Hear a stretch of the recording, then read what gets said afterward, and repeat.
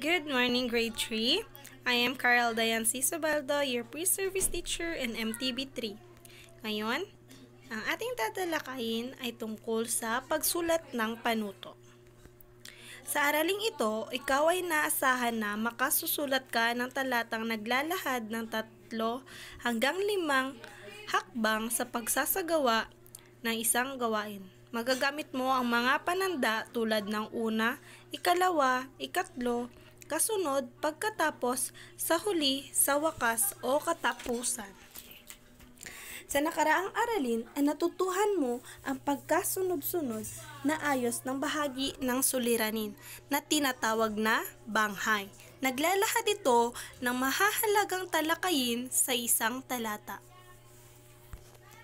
Sa araling ito ay pag-aaralan naman natin ang mga pananda na ginagamit sa pagsulat ng mga hakbang sa pagsasagawa ng isang gawain.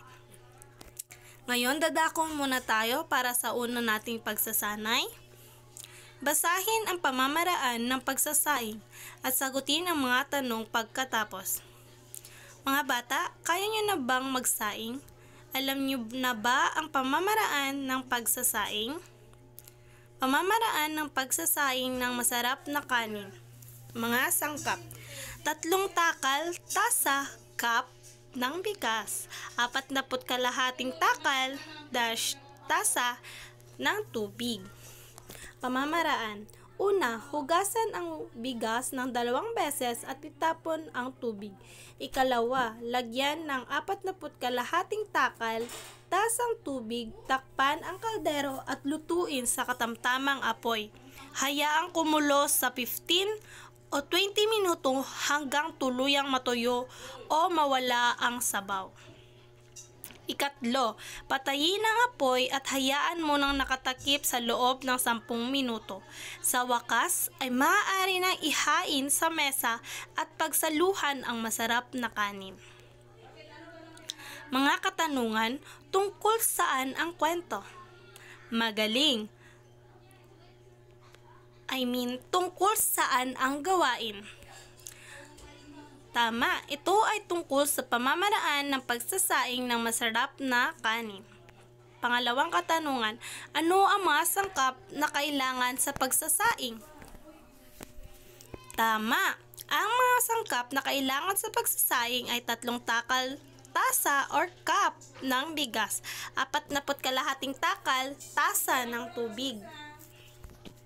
Ano ang unang hakbang sa pagsasaing? Magaling! Ang unang hakbang sa pagsasaing ay hugasan ang bigas ng 2 beses at itapon ang tubig. Pang-4 na katanungan, ano ang ikalawang hakbang sa pagsasaing? Okay, magaling. Ang ikalawang hakbang sa pagsasaing ay lagyan ng 40 kalahating takal, tasang tubig, takpan ang kaldero at lutuin sa katamtamang apoy. Hayaang kumulo sa 15 to 20 minuto hanggang tuluyang matuyo o mawala ang sabaw. Pang-5 katanungan, ano ang ikatlong hakbang sa pagsasaing? Magaling! Ang ikatlong hakbang sa pagsasaing ay patayin ang apoy at hayaan mo nang nakatakip sa loob ng 10 minuto.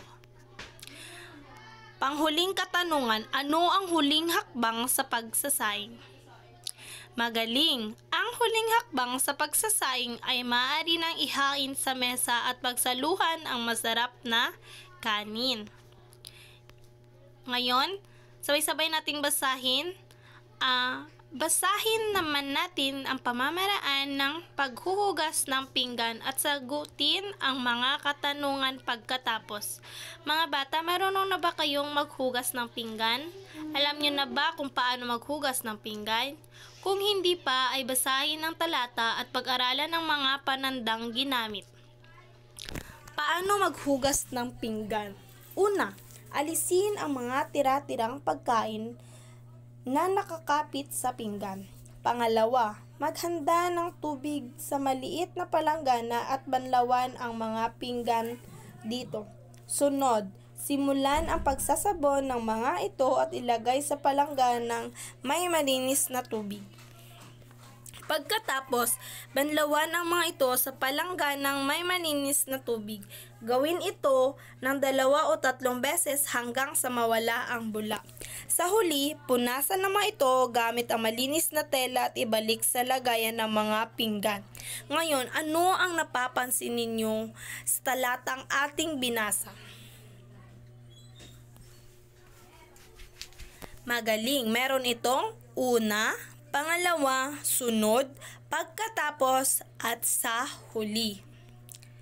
Ang mga pananda ay nagbibigay hudyat na sa mambabasa. Nakatutulong ito upang malaman na may panibago ng hakbang sa pagbibigay ng panuto. Halimbawa nito ay una, ikalawa, ikatlo, kasunod, pagkatapos, sa huli, sa wakas o katapusan. Pagsasanay 2.